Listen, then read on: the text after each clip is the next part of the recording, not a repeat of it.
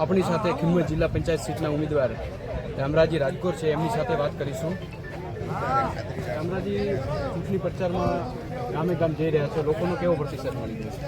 ગામે ગામ ચૂંટણી પ્રચારમાં હું ફરું છું અને ચૂંટણી પ્રચાર દરમિયાન આજે ખીમત ગામમાં મારી જંગી જાહેર સભા હતી. એ જોઈને પણ મને એમ થયું કે સર્વે સમાજ કોંગ્રેસને જીતાડવા માટે ખૂબ ખંત અને દિલથી કોંગ્રેસને જીતાડવા માટેની મહેનતમાં લાગ્યો હોય એવું આજની જંગી જાહેર સભામાં દેખાય છે.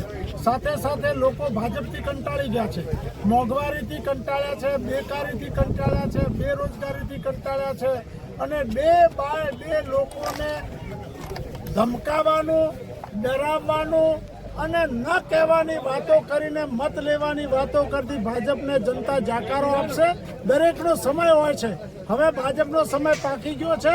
હવે આવતા દિવસો કોંગ્રેસના છે અને પંચાયતી રાજમાં તો ધાનેરા તાલુકામાં અને બનાસકાંઠા જિલ્લામાં સંપૂર્ણપણે ભાજપનો સત્યાનાશ અને કોંગ્રેસનો ઉદય નિશ્ચિત છે. જનતા વચ્ચે જાઓ તો ખાસ કરીને વિકાસના કયા કામો જે મહત્વના છે, જે થવા જોઈએ, અત્યારે શું થયા નથી?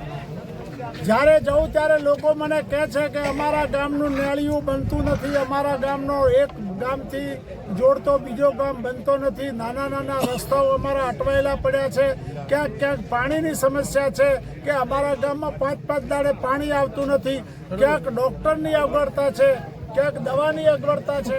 આવી નાની નાની આરોગ્યને લઈ અને નાની નાની સફાઈ અથવા તો સેવાકીય પંચાયતી રાજમાં નાની નાની કામગીરી આજે પંચાયતો પણ વ્યવસ્થિત રીતે નથી કરતી. આના માટે સંપૂર્ણપણે પંચાયતોને જાગૃત કરીશ અને પ્રજાના નાના મોટા વિકાસના કામો જે મારા કાર્યક્ષેત્રમાં આવતા હોય એ કામો માટે હું સદાય જાગતો રહીશ. વાવથરા જિલ્લાના પ્રમુખે અત્યારે કોંગ્રેસના કાર્યકર્તાઓને પાકિસ્તાન સાથે સંકળાયા છે, એને લઈને આપનું શું માનવું? ભાજપવાળા આતંકવાદ, પાકિસ્તાન, હિન્દુ મુસ્લિમ, રામ અયોધ્યા મંદિર આ બધું અજમાવી ચૂક્યા છે, પણ જનતા એમને ઓળખી ગઈ છે. ભાડુથી હિન્દુત્વની વાત કરવાની, મત લેવા માટે હિન્દુસ્તાન પાકિસ્તાન કરવાનું અને ચૂંટણી જીતવા માટે આતંકવાદ જેવા શબ્દોનો પ્રયોગ કરવો, એવા લોકોને જાકારો આપવા માટે હવે ગુજરાતની જનતા તત્પર છે, તત્પર છે, તત્પર છે. લોકોની વચ્ચે જાઓ છો તો જીતનો કેટલો વિશ્વાસ છે? હું લોકોની વચ્ચે જાઉં છું, દરેક સર્વ સમાજના લોકોને મળું છું અને સર્વ સમાજના લોકો મને ઉમળકાભેર આવકાર આપીને કહે છે કે અમારો મત રામરાજી રાજગોરને અને મને મત મળે છે અને હું જીતવાનો છું.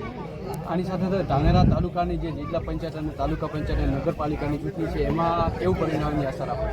અમે ધાનેરા તાલુકાની જિલ્લા પંચાયતની 5-5 અને તાલુકાની તમામ સીટો ઉપર અમારું પ્રભુત્વ છે અને તાલુકા પંચાયત પણ ધાનેરાની કોંગ્રેસની બનશે અને નગરપાલિકા પણ ધાનેરાની 100% કોંગ્રેસની બનશે એવું આજનું ચિત્ર પ્રજાના માનસ ઉપરથી અમને દેખાય છે. એમનું પણ કહેવું એવું જ છે કે ધાનેરાની તાલુકા પંચાયતની જેટલી પણ સીટો છે અને નગરપાલિકાની અને જિલ્લા પંચાયતની તમામ સીટો ઉપર કોંગ્રેસની જીત નિશ્ચિત છે એવું એમનું માનવું છે.